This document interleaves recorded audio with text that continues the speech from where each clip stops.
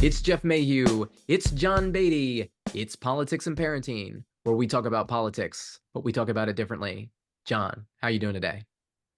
Doing really well, Jeff. As I repeat many times in the show, I and enjoy being on vacation, and I'm on vacation right now with from school. So I'm just finding other things to fill my time. We got together today to work on some important topics that are upcoming. So stay tuned for that, I guess. But it's nice to not have to be in the same pattern and have habits, and change it up, do something different. I'm doing some work around the house to clean up the basement because it's a mess, and I know that there probably will be many presents under the tree, and I gotta make room for them, So it's good. How are you? I am good. It's been a good week. We had a good afternoon putting on some work. I got an article that got accepted. It should be published by time. It'll probably already be out by time the podcast Yeah, goes live. put the link in Uh, the show notes. Yeah, maybe if it's yeah. In the Hill, I'm super excited about that. And then just had a good weekend with the family. Got to see some friends I haven't seen for a while at a Christmas party, and yeah, just and today we have it's a Monday special episode, and we have a great guest on the show today. I'm super excited. I've written for his publication. It's the Freemen Newsletter. And I love it because it's so historically like centric. A lot of founder stuff in there. This weekend they had some great pieces about the Boston Tea Party. Did you read any of those? It did. I really enjoyed it, and like I felt like he had been to one of our classes and stuff because he talked about the fact that it wasn't the taxes that people were upset about. It was the representation that they didn't have a say in those taxes.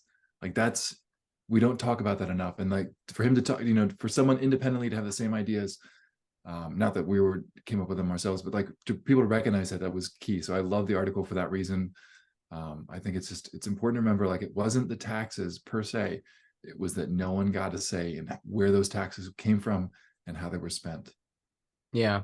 Rational people can agree and to disagree, but they have to have the opportunity to speak first. And Yeah.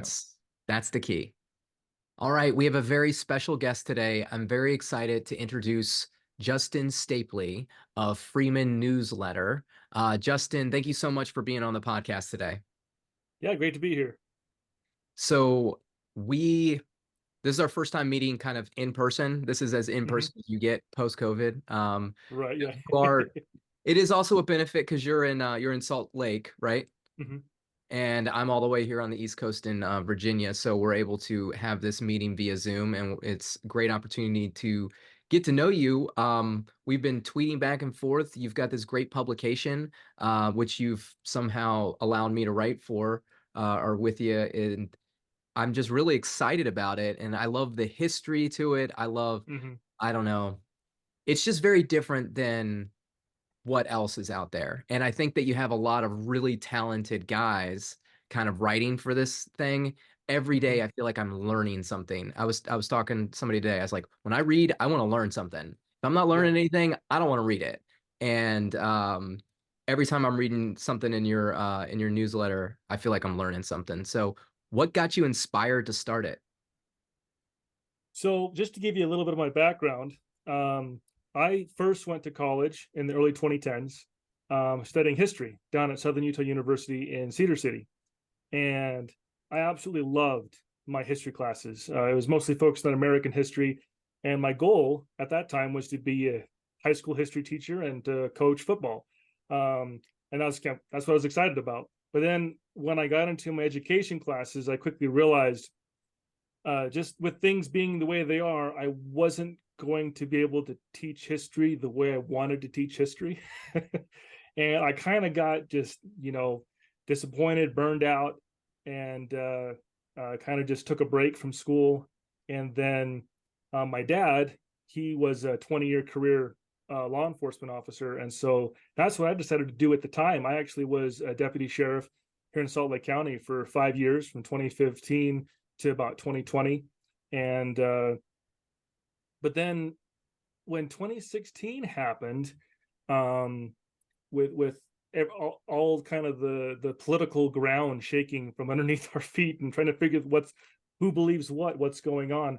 I took a step back and kind of like, I mean, my background in history, especially with the founding fathers, like I saw some of the stuff that was happening with the nationalism, the populism, and I'm like, this doesn't seem quite right. And so I started really starting to delve into political theory, political philosophy, the great works, and trying to understand like what is it that I believe? Does that make me a conservative? And if it does, what has changed with what's going on in conservatism? And I started blogging. Initially, it was anonymously, and it was kind of like a side hobby to law enforcement. But then it got to the point where I kind of realized I'm kind of passionate about this. And in 2020, I decided to go back to school. I went to Utah Valley University, just south of me in Utah Valley, in Orem, and they had a constitutional studies minor. And it was kind of perfect for me. So I delved into it and I absolutely loved it. I mean, we had a curriculum that was, I mean, it started all the way back with Plato, Aristotle, Socrates. It continued on through all of the thinkers, you know, and then like we had like one class that was just the Constitutional Convention, and we were reading the letters, especially the ones between Jefferson and Madison, back and forth as they were actually, you know, discussing the creation of the Constitution. And I started, you know, having discussions with fellow students, and we're like, we've really stumbled across something that is just really excellent here. But it was such a small niche program that a lot of people didn't even know about. And we're like, we've got to figure out a way to get some of these ideas out to the broader public. And we also recognize the limitations of academia, given the current environment. And so we kind of landed on this idea, well, maybe let's start some sort of nonprofit, you know, and that's kind of what we decided to do. We first started with the process back in the early part of this year, and then we created a nonprofit organization called the Freemen Foundation. And then the Freemen Newsletter is our first major project. And kind of the goal, what we're going for, is kind of what you touched on. Like we wanted to create something that was accessible, but still informative. We wanted to highlight a more intellectually driven brand of conservatism, one that was connected to the deep roots of history, one that understood like the Constitution wasn't created in a vacuum. There was a lot of past thought processes and cultural developments that led to what happened. And then also like just because things have gone in some different directions in our current American situation doesn't mean that there is an efficacy to what the founders kind of discovered through the process of revolution and stuff like that. And so right now we're kind of using it, like you said, to try to showcase typically conservative public intellectuals who aren't really finding a place right now. I mean, there's a lot of really good publications out there. But I found that even though we are, 8 years into the Trump era now, a lot of the national conversation is still driven by personalities that existed before the Trump era. And so I feel like a lot of the conservative argument right now that we're seeing is from people that either like changed who they are in some ways to kind of make, do with the Trump era, or have just been so frustrated with how things have gone, they've kind of given into a certain level of cynicism and even nihilism. And it's kind of just like, I mean, I love a lot of these individuals in the various publications, but sometimes you listen to the podcast and it's like, it's almost like we're going through public therapy for the doom and gloom, as opposed to discussing, okay, what do we do next? What do we move on from here? Especially for those of us that cling to a more classically liberal conservatism based on the Constitution, based on all these different things. And so, and especially a lot of young people are feeling like, well, where do we go? Because if you want, Turning Point USA, if you want on all this different kind of stuff, there's not a whole lot of avenues for getting your thought process out there. And also, I'm a huge fan of Yuval Levin's A Time to Build. And I think that the conservative movement has made a lot of mistakes over the years by, well, this institution, academia, the media, popular culture, it's been taken over, and so we're leaving, and we forget how important a lot of these different institutions are, and we fail to really fight for them, or at least try to hold a foothold. And I feel like specifically for academia, I think it's important to showcase what kind of conservative intellectual scholarship is happening out there, because so many conservatives just assume academia is a lost cause, and they don't realize that there's still a lot of really, really good conservative academics from the undergraduates all the way up to the PhD level. There's still good stuff happening out there. And in fact, I argue, because they've had to go through the gauntlet a little bit as part of the academic world, they're honestly some of the sharpest tools in the shed out Yeah. there, in my opinion. That So it's kind of like a quick, take on some of the stuff I'm doing. Yeah, no, so to your last point there, like I agree with you 100%. That's kind of what drew me in there, is like I noticed that they're just, I don't come from a classical education background, but I kind of found my way into this little niche area of the conservative intellectual, if you will. And I noticed there wasn't really a lot of places for them to go. And I think my analysis of the Republican Party or the conservative movement over the last 20 years or so is people that are just like they don't feel like they can win their arguments, so they've kind of just given up. And I feel like there's a group of really smart people that could win a lot of arguments, and you've given them a place to speak, and that's awesome. Yeah, And that's that's what definitely the goal. that's Yeah. what a conservative, like a really strong conservative movement needs, is a place where the best and the brightest can go and just write what they want to write, and because they're the talent, as opposed to, it's like, well, you got to talk about this because this is going to sell, and I think that's kind of, there was an interview just today with George Santos, and I can't remember who it was with, and my friend sent me like a snippet of it.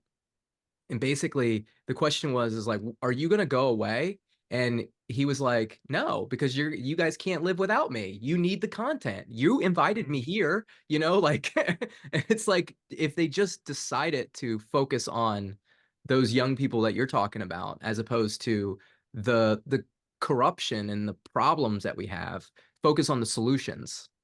Yeah. Well, me and I'm sure you guys know Scott Howard. Yeah, Me and Scott's been on him the have had. podcast.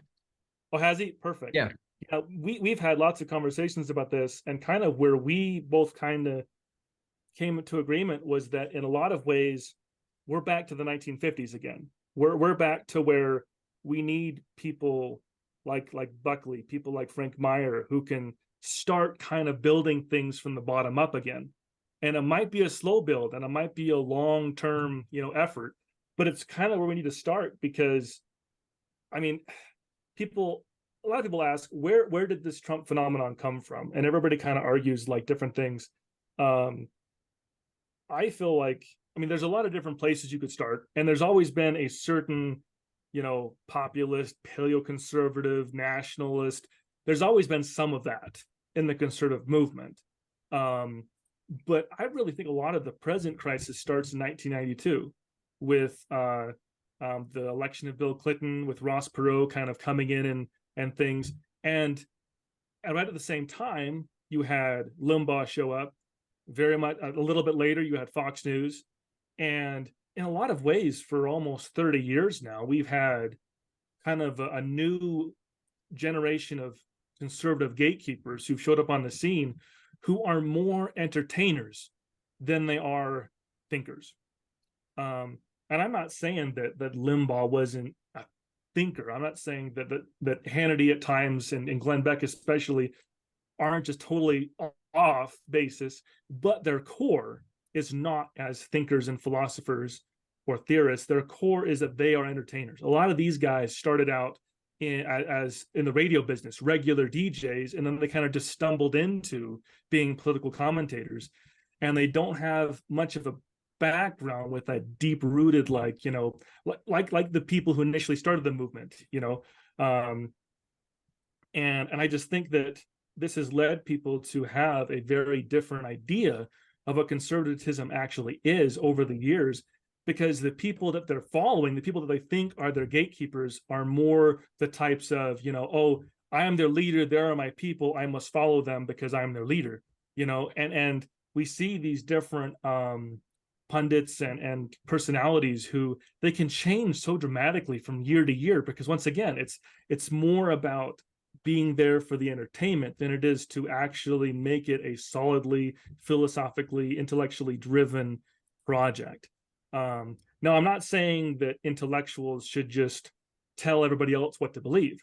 And this is another big thing that the newsletter is built on, is my observation in studying the founding era was that it was one of the most unique revolutions in the history of the world, because it was not a populist versus elitist endeavor. It was a very unique situation in where you had the grassroots that were, being the Minutemen, showing up to fight, filling the ranks of the Patriot movement. But then you had the elites, the philosophical, intellectual elites of the era, the Jeffersons, the Adams, the Washingtons. They were coming in and taking that spirit of the age and then explaining it in terms that expanded beyond just populist passions, and they worked together. And for a while, I feel like that's kind of what the conservative movement was. Yeah. And then it's just not that way anymore. Now it's the anti-establishment stuff is almost more of a driver than any kind of deep-rooted principles. And so that's kind of what I also want to try to do. And that's why we try to make it like, we're not just, say, an academic journal. We're trying to write about these more intellectually driven topics in a way that's accessible to people. And then we also we have short takes where I'll write a bit more like a hot take, expanded tweet stuff. And because we understand that the grassroots is important. We understand that not everything has to be, so coldly calculated that you end up being pragmatic and not willing to argue your side of the of the point. And so we want to try to do something to bridge that gap, to bring the grassroots and the intellectuals together and start working together. Because I feel like, especially these days, there's so few conservatives that are really conservative. We can't afford these problems where like, I mean, like a lot of the talk show hosts, it's like I think the Speaker of the House situation over the last 10 years is so indicative, right? Because you have all these different people that become speakers of the House, whether it's Paul Ryan, whether it's McCarthy, who when they first get the position, they're heralded as like, we finally have a conservative there. And then like almost instantly, within just a few months, they become the establishment. And now we have to take them down. And it's like, it becomes very anti-institutional, where we need a strong Congress to take on the power of the presidency, but we never get to that point because we're so busy hunting scalps because we got to take down the speaker. Yeah. I agree. One of those, when you go back to like Madison and Jefferson and then trying to explain their ideas, like I think that's different now, and was probably in the same, what's different now between that and in the 1950s is that like those people had the credibility with their constituents almost. Like, James Madison was voted in by his county to go, and the people knew him. John Adams, again, like he had a strong presence in the Braintree, Boston area. So when he could say something, people listened to him, and then he could explain complicated ideas. And then I think the same in the 50s, like, there was less entertainment in a certain sense. Like the mass media was so different, and it was more staid, and like there was, fewer programs, fewer competition, more, gravitas between the anchors and stuff, where, you could kind of sit and think about something. But now it just seems like it's so driven. And you talk about like the need to put out quick takes or something like that's just because the news cycle goes so fast. Right. And, if you're not paying attention and checking every 10 minutes or 15 minutes, you're missing stuff. And then like this big story blows up and you're like, wait, how do we get from here to there? And like, what's the thread? And I think like that's a problem where it's really difficult to like sit and think about things. And I appreciate you talking about your foundation with Aristotle and Plato and stuff. Like it was kind of the same for me, like reading a little bit of Plato, reading some Romans, Cicero, Seneca, and kind of one of the books that's influential to me was Augustine's Confessions, sort of kind of actually like bringing apart some of that. So like those are really important books that I definitely think a lot more people need to read, because it's not like the American experiment just sort of like happened. Like, right. I think we tend to think of like experiments as like they were just kind of messing with a lab, but like there was a lot of thought that went into putting all the right ingredients into place for something to take place. Oh yeah, that was one of the things that amazed me. We had one professor in my constitutional studies course who pointed out just how educated a lot of these founding fathers were. Like, we always hear people say, "Oh well, we're so much more advanced. We know so much better now. Like, do we need to be held to these 18th century white men?" You know, but like he pointed out, like for example, John Jay, when he applied to college, he had to be able to translate Greek. He had to actually translate a document in Greek as part of his process of getting into college. You Yeah. know, and it's like that's not even something that a lot of people who study classics can do when they get their PhD in Yeah. our day and Mhm. time. You know, Well, and what's that? so like John and I talk about this all the time because if you don't, John's was on the Loudoun County School Board. He actually just is off. Still So am. I got 13 days until I'm 13, off. okay, so he's still on 13 more days. So, and education is like, I mean, that's one of the things I took away from reading, like our history, is I noticed how important it seemed to be to all of our founders that we become an educated, civilized society. And I specifically, the story that sticks out is like John Quincy Adams and like his study of like while his dad takes him off to Europe during the Revolutionary War. And like Mhm, he's reading like all the classics and he's like 12 years old. And I'm just like, mhm. oh my gosh, we don't think our children can do things, but they can. And like that, I literally, I Mhm, started challenging my kids, my personal kids from that moment. And sure enough, like my 13-year-old daughter's reading Don Quixote, right? And that's just nice. because like if you set the expectation and then you take your time to like teach them how to do it, they can absolutely do it. And Yeah. it's like and we talked about this. Are you familiar with Tyler Sick of Vital Center?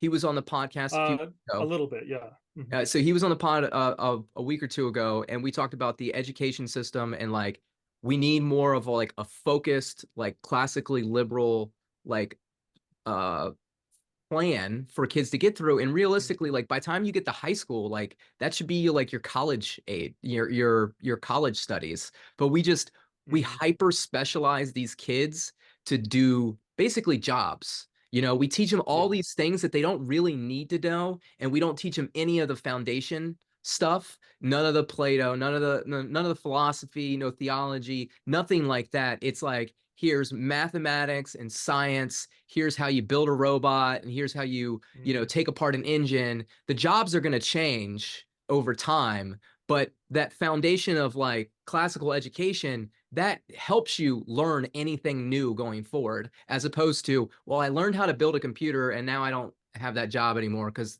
another computer builds the computer, so now what am I supposed to do?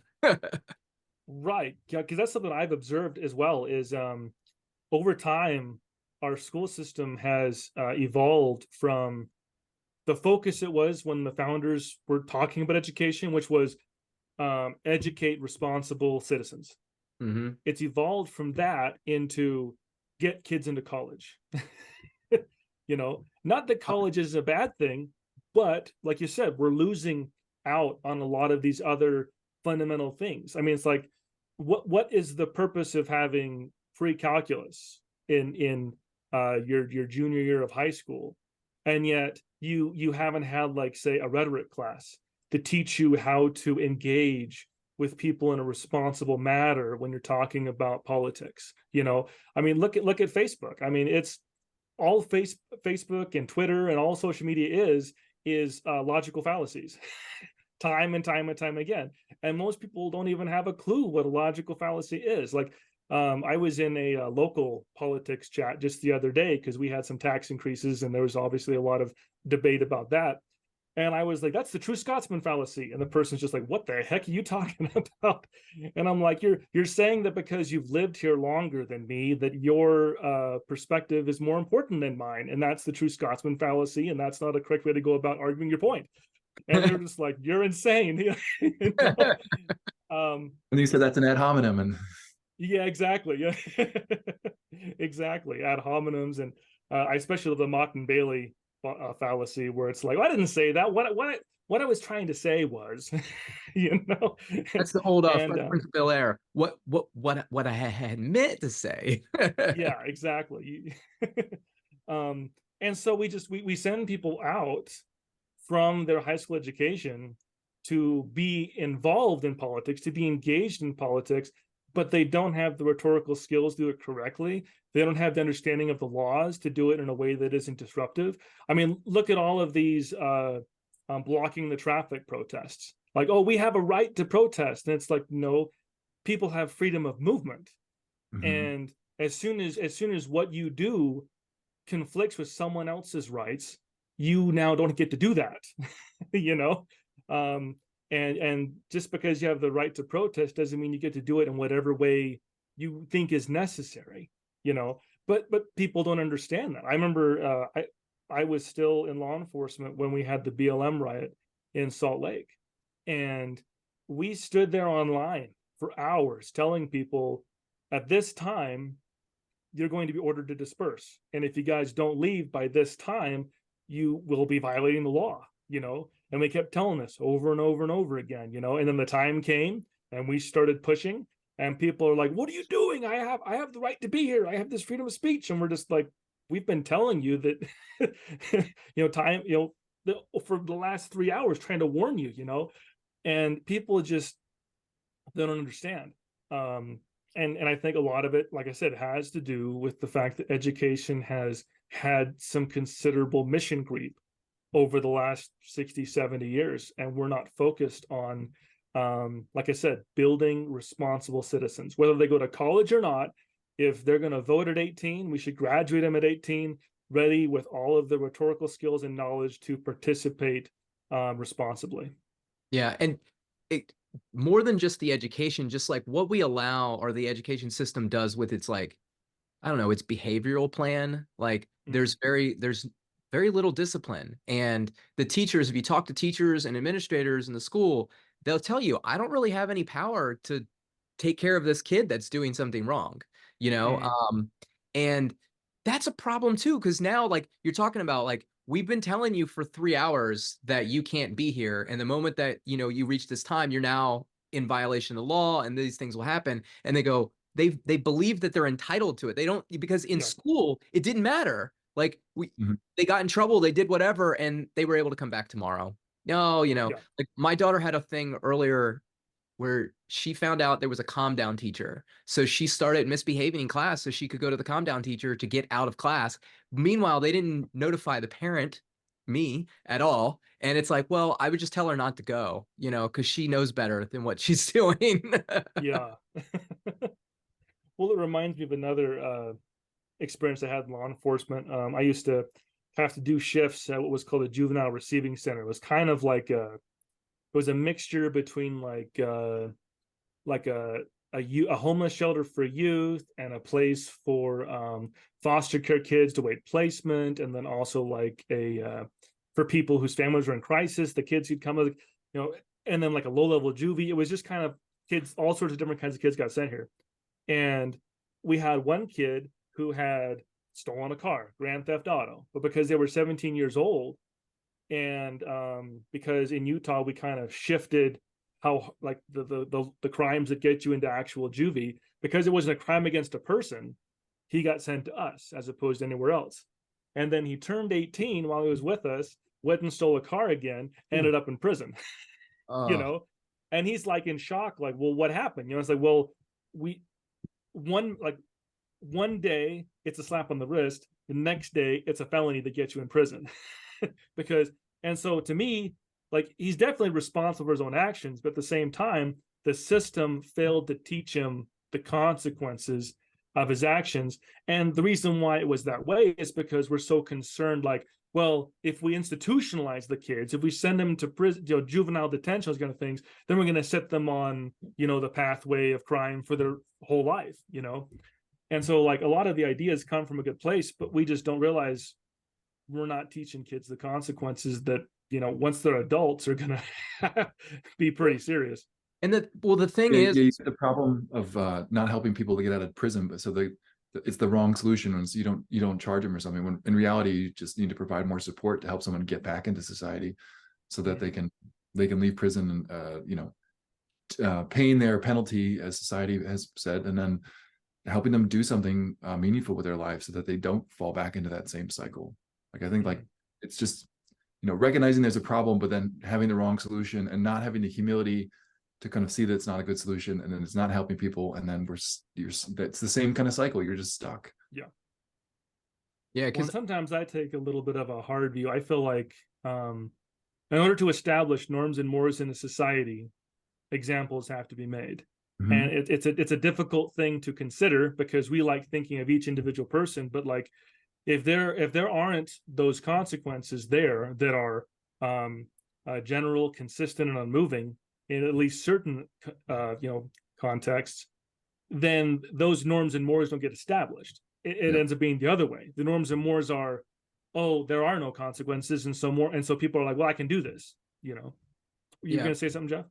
Yeah, so I agree. There definitely has to be like strong consequences, but consequences without love is just, it doesn't work either. And I think that's a lot of the problem that happens. And you can trace that back through our history, right? As far as like, look at the Civil War and then Reconstruction and kind of our failure as a nation to really give all of these people who were enslaved, who are now free, like the proper opportunity to rebuild their families. Because anybody that studied slavery in the antebellum period, you realize how awful it was for the individuals being ripped away from the ones that they loved, sold to different places, and basically now that you're free, you have nobody. You're just an individual, and that would be hard. Like I couldn't imagine just one day, like 16 or whatever, just like being out on my own with no parents, no grandparents, no anybody to have. And we tried to do things, but over and over we've also impeded that. And I think that kind of, that's where we're at. And we got to a point in the 60s where we kind of turned things the other direction, where we're trying to like fix those old problems, but we're not going back to the right spot. And we're removing consequences as opposed to instilling love. And I think that's a big problem. We got to keep the consequences. We just need to influx more love, or in my opinion, more opportunity into the system. Because at the end of the day, crime a lot of times happens when people feel like they have no other choice. And so if we create the America that our founders envisioned and has been for 200 plus years is an America of opportunity, you're going to lower the amount of people that want to go into crime or feel like they have to go into crime, Well, I think a huge part of it is having a focus in human dignity. I think starting with even the early progressive movement, we got to this point where people started looking at the American dream as a checklist. Like, oh, check this box, check this box, check this box, and now you're living the American dream. And then we're like, okay, now who doesn't have those boxes checked off? And then let's create this program and this institution and this welfare approach to try to help check those boxes. And we got so into the minutiae of all this kind of stuff, we forgot about the human dignity part of the equation. The American dream is something that each American gets to define for themselves. Yeah. And if you don't create more of a sphere of liberty where people are free to make those choices, to find out what their American dream looks like, then you're saying you don't have that dignity, and it creates this problem where when people get robbed of that dignity long enough, it doesn't matter how much they're given, they're not happy because they didn't build it themselves. They didn't choose it for themselves. And then you end up creating almost a generational acculturation of dependency to where people are told over and over and over again, there is no American dream. The American dream is closed to you. This is the best you can have. And then what does that create? That creates, tension, that creates resentment. And then it ends up feeding people on the other side. I mean, a lot of people, obviously, there's been a lot of debate lately about picking and choosing who to help out, who not to help out for college scholarships and things like that. And people forget that if you help a poor Black student get a college education for free because he's Black, but you don't help a poor white student because he's white, you end up growing that resentment in the white student. Yeah. And I feel like a lot of our efforts to address the the generational consequences of racism has started refueling racism in certain ways. Because I served my Latter-day Saint mission back in 2006 in Ohio. And I had areas where I was in downtown Cleveland, extremely, African American majority in those areas.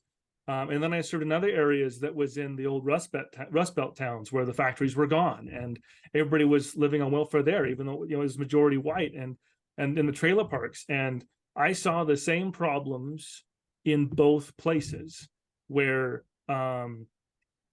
people's down on their luck, whatever happened, or it's generational, but they became, in a lot of ways, wards of the state because they're relying on the state. There's no jobs, and the resentment is there in both those places. And so if you address only one problem but not the other, it just creates this big old brew of problems, and that's where, like, I love the book Hillbilly Elegy. It's too bad that the author went the route that he has, because I feel like that book made so many excellent points about explaining the Trump phenomenon. And now that book's kind of being not even paying attention to anymore, because like, oh, it's like, that guy kind of went this way. Have you ever watched the show Rick and Morty? I briefly, not a whole lot, but briefly. So they have this great episode where the dinosaurs return to Earth, and they find out the dinosaurs had no idea that an asteroid hit the Earth. They had left before the asteroid actually hit. And they find out that the asteroid is this other, like the dinosaurs get there and they're basically like godlike figures. They're able to do anything and solve any problems. The people absolutely love them. But then they find out that there's an asteroid coming to strike the Earth. And it turns out that that asteroid is another living object, and its sole purpose in the world is to attack the good thing. It's the complete opposite. And it's that resentment that you were talking about. It's like, if you do this over here, you're going to create resentment over here. And John and I talked about this a lot, every action has a reaction, always. And so if when you're trying to solve racism by creating different racism, you're not actually solving anything. You're just moving the problem around. And that was kind of, we talked about it on the show last week or the week before. It was kind of my argument at post-Civil War and Reconstruction with the way that the North handled the South. It's like, yes, you were probably a little bit over punished them a little bit too much, and didn't take into account that the free people that you just freed, they live there. And so you're hurting them as well. And, as opposed to like working together to like bring each other up and walk each other forward, it's that way we solve problems is just doing the opposite thing or going back the opposite way. So I'm reminded of reading something about like the golden rule, like treat others as you want others to treat you. And someone trying to make the point that that's a bad rule because if someone treated me well, was giving me ice cream, and then this other person doesn't want ice cream, but I give him ice cream, like I'm not treating him appropriately because he doesn't want that. But like, that's such a bad reading of it. It's not just giving everyone the same thing. It's trying to understand their situation and then tailoring something to them. And like, that's the true treating others, like you want someone to understand your situation and help you out, rather than just like give everyone ice cream, even if they don't like ice cream, because that's what you like. Like it's, I think that's kind of what you're getting at. Like, you just can't put everyone in the same bucket. And like, I love how you said like the American dream has become a checklist, and that's so true. It's like, oh, you got to get a house, and you got to have a job, and then you got to have kids, and you got to have a white picket fence. But like, that's not this, not everyone fits in that certain situation. And it's so much of like, we have this mythology what the American dream is, but like really it's just about having the opportunity to be free and to sort of like pursue your vocation and be a good person. Like that's the American dream in a nutshell, but we've materialized it. And, so I really like how you frame that.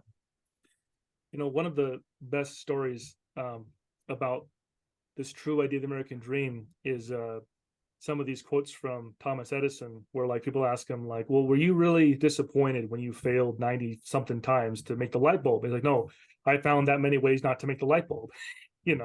Or like when there's a story that his laboratory went up in a fire, and instead of being despondent, he ran and got his kids and said, get out of here, you're not going to see a fire like this ever again.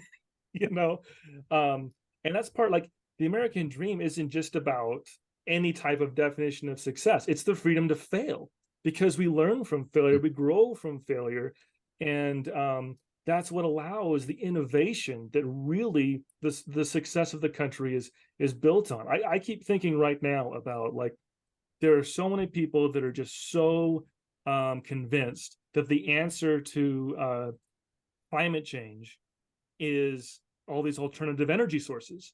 And then it's just subsidy, government action here, all this stuff. We're going to profit this company.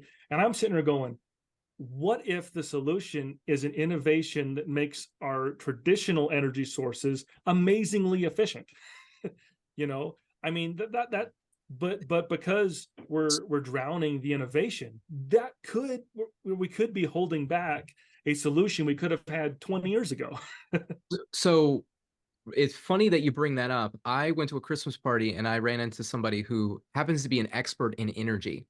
And you know what they told me? They told me I have this theory about why the Earth is so hot, because we keep on building these really large concrete cities, and they're basically like heat points. It's like putting a blowtorch on a large body of water. If you put one blowtorch, it's not going to make a difference. If you put 1,000, you might raise the temperature a couple of degrees, right? So that's kind of what the cities are doing. He told me I was wrong, but he also told me that that theory is actually kind of what solar panels do, because they actually produce more heat than energy they generate. So they're actually warming the thing. And he said, I asked him, I said, what's the number one thing that we can do to solve our energy crisis? And he goes, we don't have an energy crisis. We have an efficiency crisis. And he didn't say it exactly that, but that's what I took away from it. Right. And I'm like, this guy probably knows a lot more than me. I started to like take notes. So I'm like, all right, a lot of things I didn't know about here.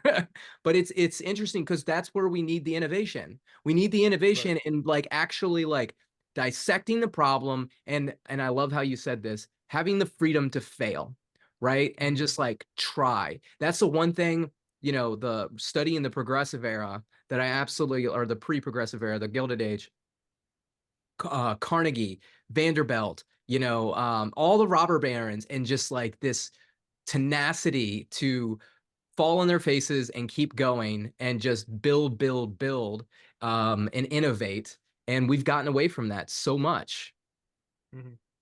Well, yeah, it's like, I mean, a good example of problems the other way is like, the housing crisis that we had in the late 2000s. I mean, a lot of that gets pinned onto Bush, but if you know the history of everything that happened, is a lot of that came about because of various strategies under the Clinton era to give people houses. Because once again, the American dream is a checkbox.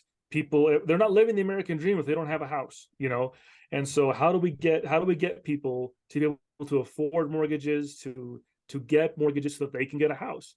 And then after about 10 years of that, too many people had houses that they couldn't afford, and we created a bubble, and that bubble burst, and that's the hard part about all this really over the top government intervention is, I mean, if you've read anything from Hayek or Sol, you know that their argument is people are not smart enough.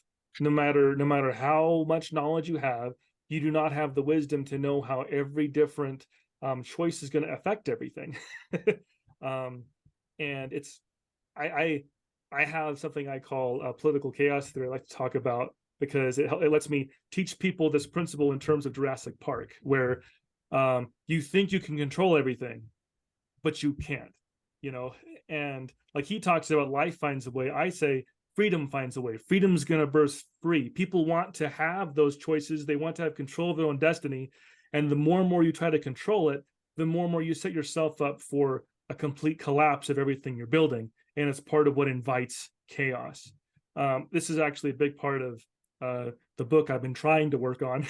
I've been super busy getting the newsletter going that it's been very, very little by little, but I want to write essentially a philosophical sequel to Hayek's The Road to Serfdom called The Road to Chaos, where I talk about some of this stuff and I talk about radicalism and different things, and just explain that the way that human nature is set up, we are programmed to expect a certain level of freedom. It's just part of our DNA.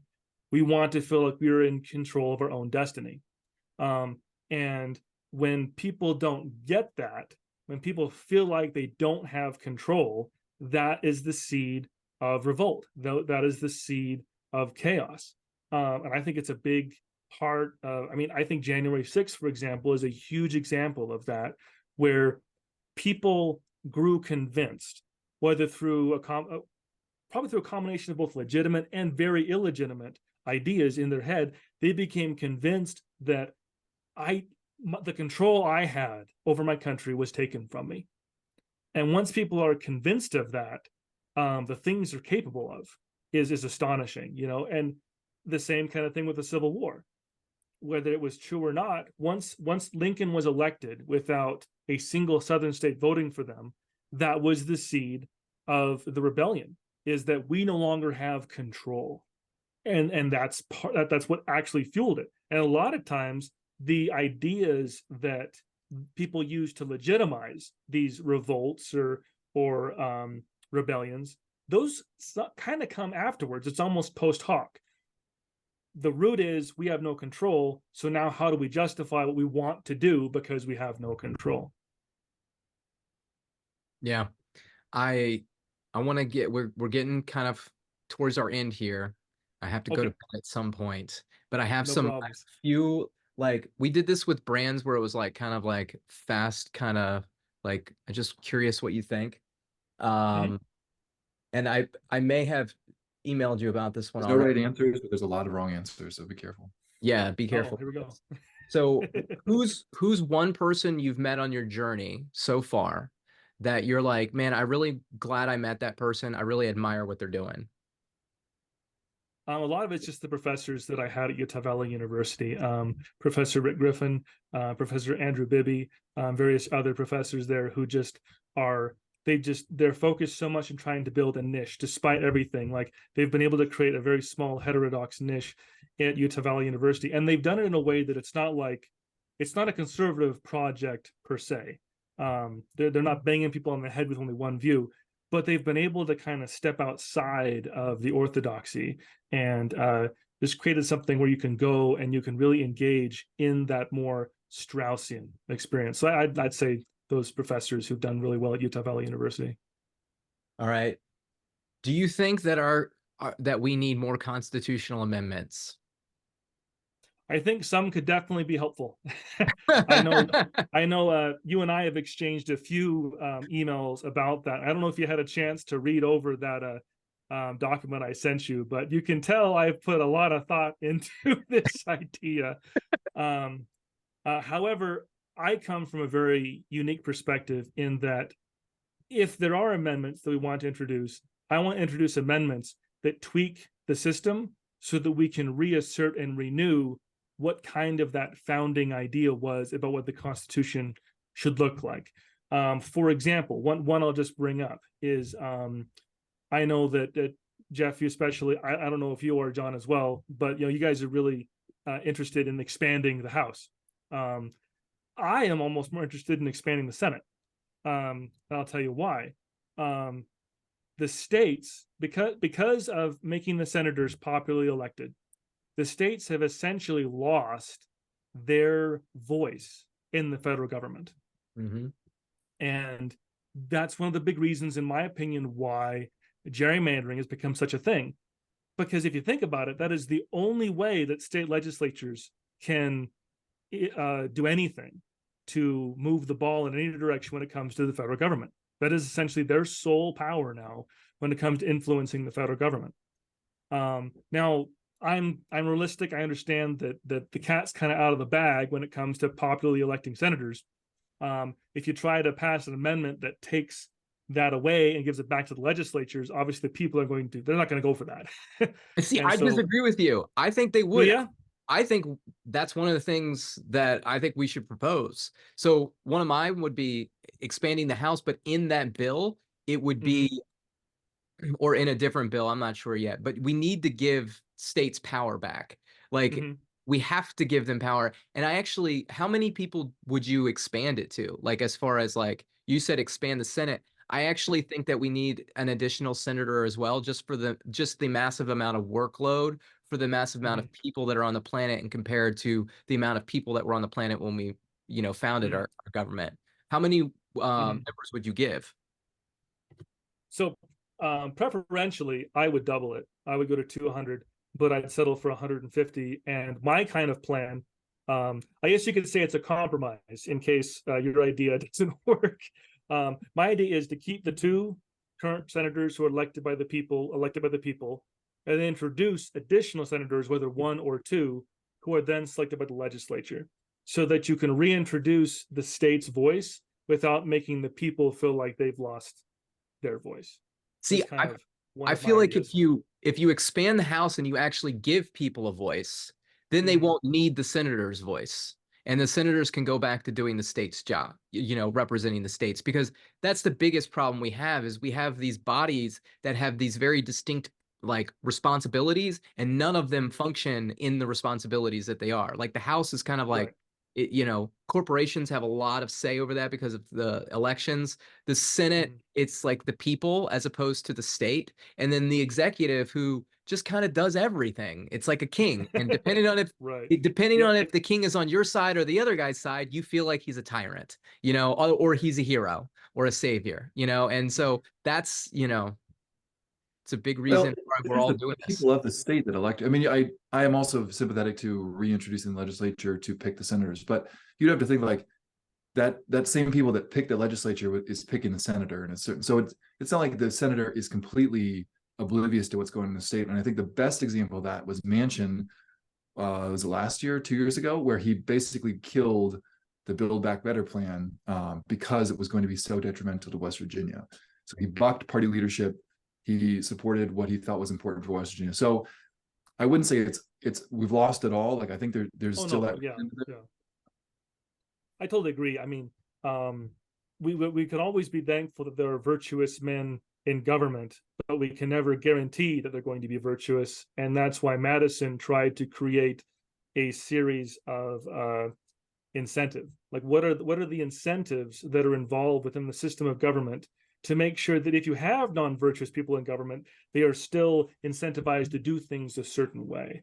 And that's why I really like the idea of trying to reintroduce more state level involvement within the selection of senators, because you can have people like Joe Manchin who are virtuous and go about actually representing their states, or you could have people like Josh Hawley or various other senators that they are representing a faction far more than they're representing the actual government of their state or the people of their states, And in a lot of ways, the Senate has not become it's no longer the deliberative body that it used to be.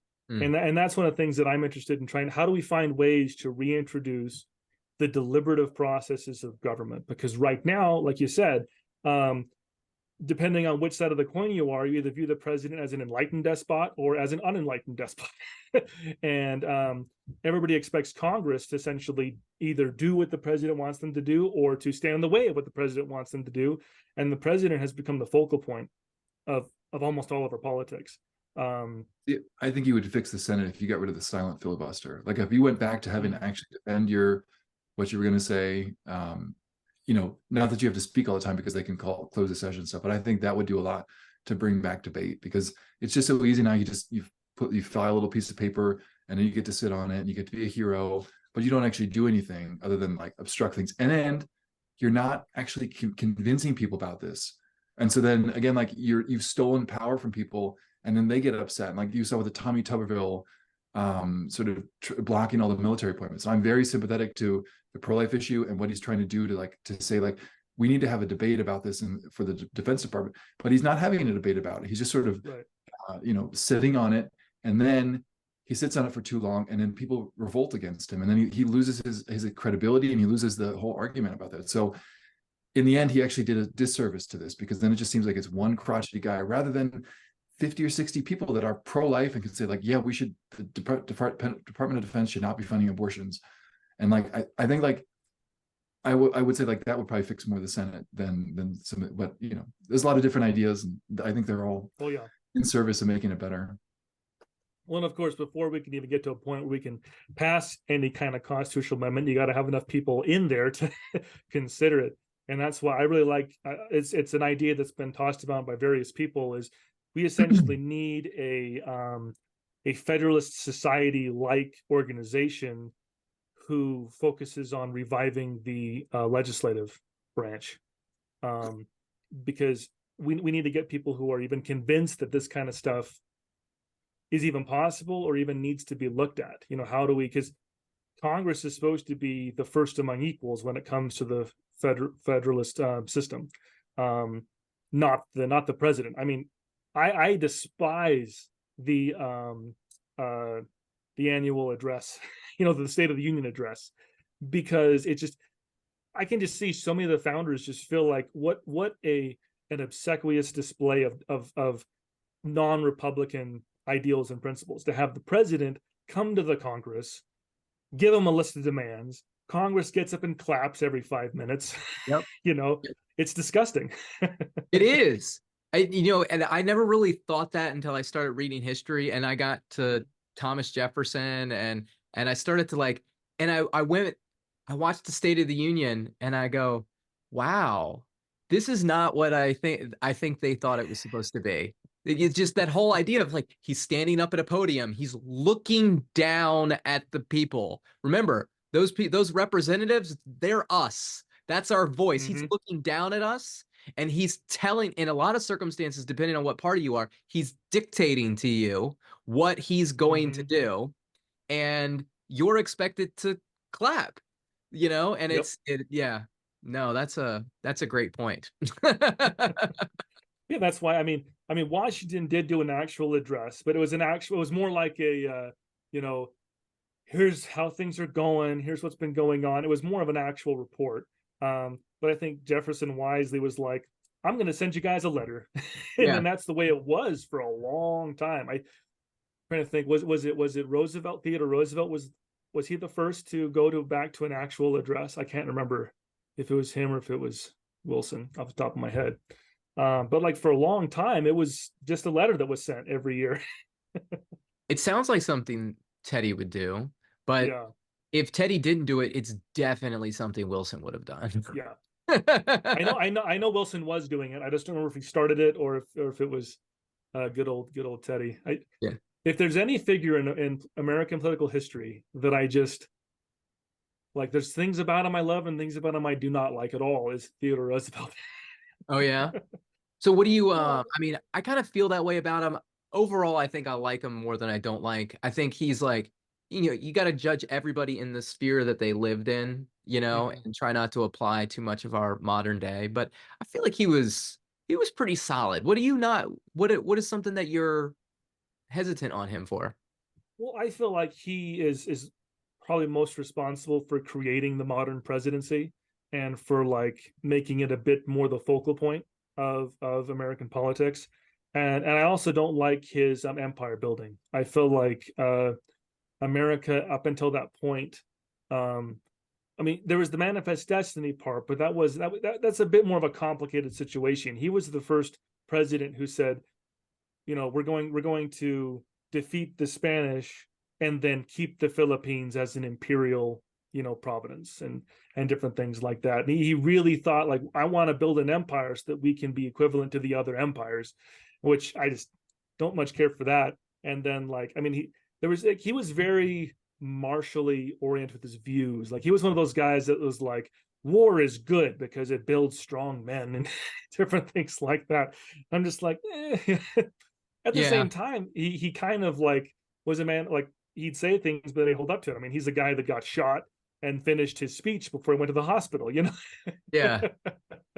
Yeah. um, and then like he was the undersecretary of the Navy, and then when the war started that he wanted to start, he left and joined the war. I mean, you don't see guys that do stuff like that anymore, you know. So So and so that's part of the thing I like about Teddy is I may disagree with his position specifically on the war, right? But I Mhm, respect the fact that he supported it so much he went and actually fought it.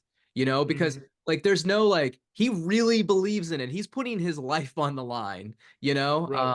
And so like I kind of respect that with him. I agree he did the modern day presidency is kind of born from him, but I don't think that he really created that like the power there. I think he just Mhm, moved the power into the new age and he just showed people how you could use it with this bigger media that we had, even though it wasn't mhm. television yet, but the newspapers had more reach, and his voice had more reach, and he knew how to use that because you fast forward to FDR and like again he brings that into a whole new age of like Mhm. communication and reaching the people.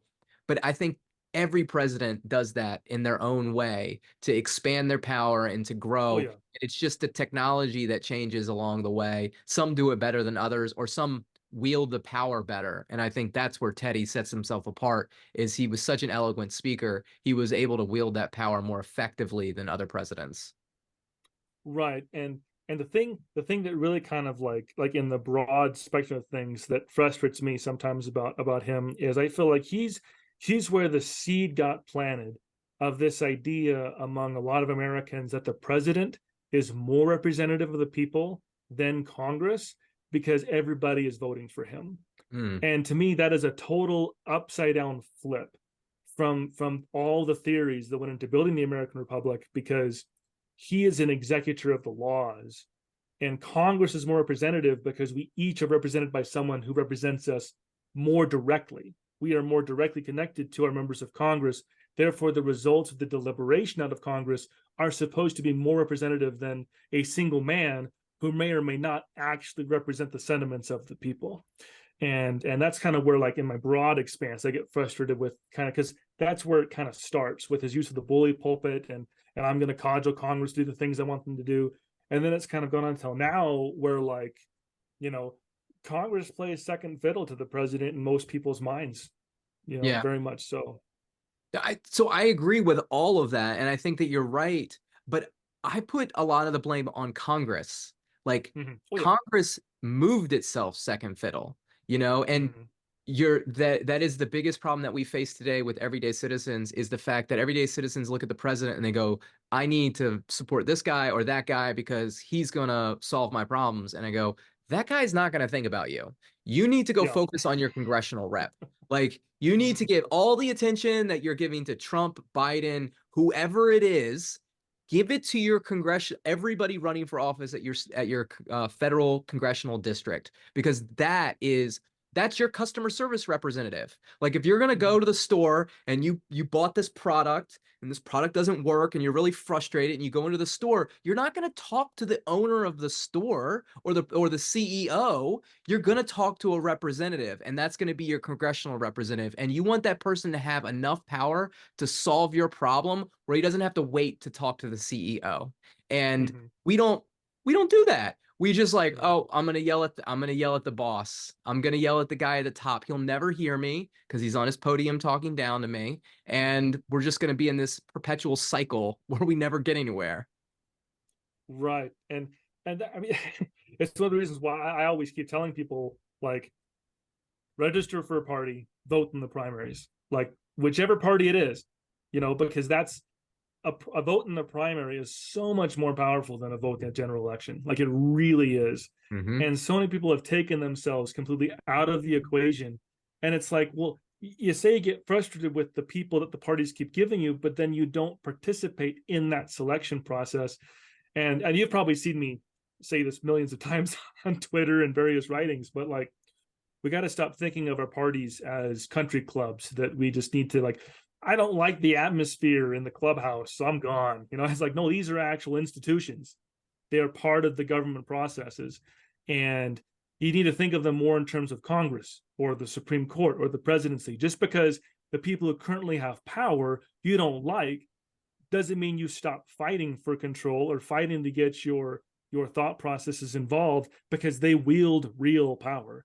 And you don't want to abandon those people to wield that power without your voice at the table, however uncomfortable it might be to be involved in some of these things. These are the pipelines through which people are chosen for high office in our country, and that's just the reality. And the system maybe wasn't designed with a dual party system in mind, but the realities of the system logically lead to that developing. And the only way to not have a dual party system is to dramatically change the system. And the only way for one of our present parties to go away is if they actually shatter in two, or you know, kind of like what happened with the Whig Party and then developing the Republican Party. You got to have people within the party actually leave and create something new. You're not going to make a new party just kind of build up from nothing. I mean, the 50-year history of the Libertarian Party kind of teaches us what happens with most third party efforts, unfortunately. Well, and I've been involved in them. So, but and you said, you know, you have so much more power as a citizen voting in a primary versus a general election. And just like, for example, because John and I talk about this all the time, we tell people, like, if you're not voting in the primary, please don't go vote in the general. Like, don't use that vote. Like, the most powerful thing you can do if you skip your primary is to use negative power and not vote. But if you're but in the primary election in District 10, when we ran, I think, John, it was what, 13,000 votes for the primary? We were looking at this. Yeah, it was the guy who won had 7,000 votes, and that's when he got to 50%. So it's about 13,000, maybe 14,000. And that's for the congressional district that represents 770,000 people. So 13,000 people decided one of the candidates. And then in that general election, there was 400,000 people plus voted, right? So 1 in 13,000 or 1 in 400,000, right? Where do you have more power there as a citizen to actually like have your voice heard? And more than that, like, if you are participating in the primary process, you're going to have a chance to shake your candidate's hand, to speak with them and ask them direct questions without having the filter. You know, there's so much, especially on the Republican side, there's so much distrust of the media, the elite media. They're lying to us all the time. And it's like, if you got involved in the primary process and you went to talk to people directly, you don't have to have the media filter the information for you. You can get it straight from the horse's mouth. You know, it's, you know, it is what people need to focus on. I'm glad that you said that. Make John and I look like we're know what we're doing on this podcast.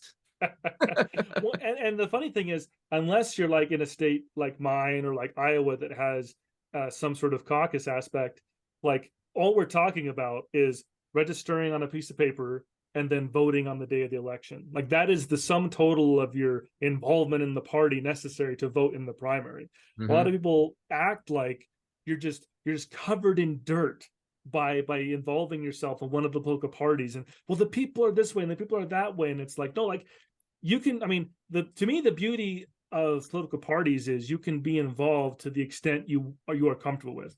You could be a precinct chair, you could try to become involved in the state leadership apparatus, or like I said, you can just sign that you're registered in this party and vote on that day, you know. Or if you have, like, a lot of states now have early voting and vote by mail, it's literally like you get an envelope in the mail, you vote for it, and you send it away, and that's the total amount of your actual participation in the party, you know. So like, it's not like you have to go and be involved with people that just really make your skin crawl just to be involved in the party to that extent.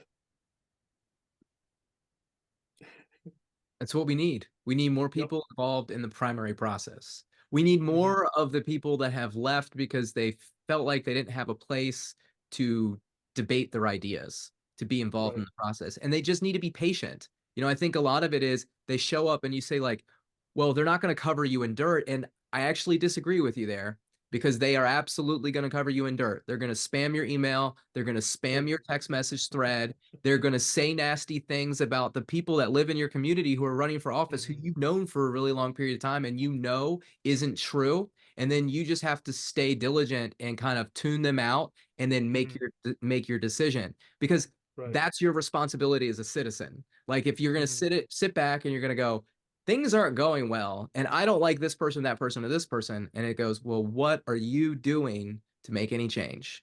Where is Right. your involvement? And once you decide to get involved, you've got to get involved in the right spot, and then you've got to be prepared to just be patient. They're going to Mhm. sling mud, they're going to cover you in dirt, but bring a rain jacket and, Use a good stay persistent. The Yeah. storm will pass, and all of the people throwing dirt will move on their way, and it'll be a whole Mhm. bunch of really great people who, like you mentioned before, have gone through the ringer, so they're a little bit more hardened than they would have been otherwise, and you're going to get Right. something really special. A lot of people look at where we're at in the world, and they're pessimistic because they feel like it's falling apart.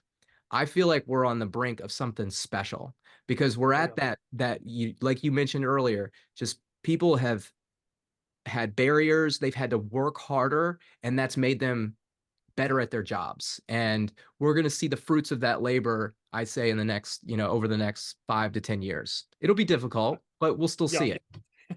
I wholeheartedly agree. In fact, one of the big pushes behind the Freeman Newsletter, behind the Freeman Foundation, is I and others that have worked with me to get this going. We really believe that there is going to be a new American Enlightenment around the corner. There's going to be a new American Great Awakening, and all we have to do is start planting those seeds, because it society is it has ebbs and flows just like markets do. you Mm. know if the price of something goes super high, and then we build too much stuff for it, then the prices sink all the way down low again. And the same things happen in society. If we start just getting swamped by populism, nationalism, over the top progressivism, all these things, yeah, it may feel like we're at this peak and it feels like things are going to go bad. This is unsustainable. But the reality is it's going to sink back down low, and people are going to get disenchanted with this stuff. And what we need to do is we need to say, how can we start building the seeds to pick that up when people are looking for a new um, way to go? And if we have all these different efforts we're trying to do, we have some publications, we have all these different people, and say, what, that didn't work, but guess what? Here's where we can go now, you know, and that's where we need to go. And if we can do that right, like you said, things can turn around. It can be absolutely amazing. People these days forget because we don't know history, but in the wake of Vietnam, during the Jimmy Carter presidency, this country was at a very, very low place. Like we talk about now about Reagan talking about morning in America, and it just seems like a neat slogan, right? But if you understand the way people actually felt in that time period, um, he was trying to give people hope at a time that a lot of people had lost hope. I mean, they'd gone through the 60s and the 70s. People were getting assassinated. We had, actual bombings coming from political terrorist groups inside the country and all these different kind of things. Like I said, the Vietnam era just decimated people's faith in government, faith in our role in the world.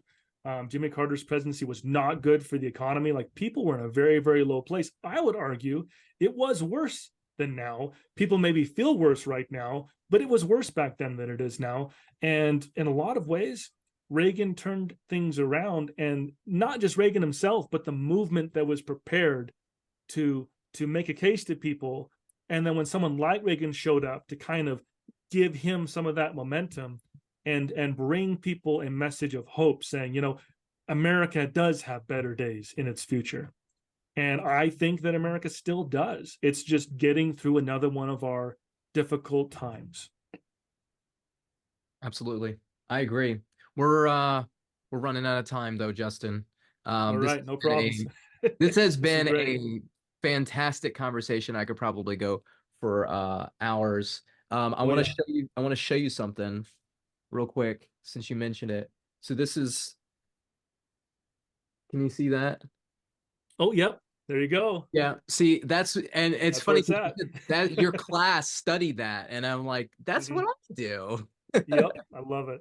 And I try really hard to I don't know if you've noticed within the work in the Freeman Newsletter, I maybe go a bit over the top because I try to give people links to original works. I Mm-hmm. want, I link to letters. Like people like in a lot of publications, people will do a quote from a founder and everybody's heard that quote. So they'd like, oh, we don't need to cite that because everybody knows that he said that. But for me, it's like, I want people to know where that was and Right. what the context is of it, and maybe to read more of it. So I really try to go over the top with those hyperlinks because I want people to expand their own personal knowledge base beyond even just what we're writing about. It's like, don't believe us, go and read the actual letters, read what the founders actually said, and reach your own conclusions. I think you'll find that we're trying to be spot on to what they're saying, but maybe you feel a different way. That's fine. Then we can engage in that debate and dialectic. Absolutely. I love it. I absolutely love it. You know, yeah, I mean, I've done that. The letters, I just, I don't know. It's like a story, man. Like Mm-hmm. it's a great story. You know, like I read fiction, science fiction. I do a What the Book podcast. We read Ender's Game and Ender's Shadow, and I love There those you go. stories. And they're layered stories of different characters of the same events. And that's how I feel like reading our founding is, because you read Mm. Madison's story and Washington's story and Adam's story, and you read each one of their letters and you see each one of their perspectives of the same events, and you get this like very expansive world with it very complex and nuanced, and it's fascinating. Yeah, and I think it's beautiful how they didn't all agree on everything, but they sharpened each other's minds. And they wouldn't have gotten to where they got if they hadn't had that back and forth. They hadn't had the debates. They hadn't gone through the experiences that they had. Absolutely. Well, Justin, wonderful having you on the show today. Where can people follow you on Twitter? What is your Twitter handle? Yeah, it's at Justin W. Stapley, is my Twitter handle. And then our website for the newsletter is freemannewsletter.com. And then if you want to look into our broader efforts at the foundation, that's the freemanfoundation.com. And like I said at the beginning, it's plural Freeman, not the singular. So we've tried to buy up the redirects and we have most of them set up, but we're still working on all of that because that is a constant thing.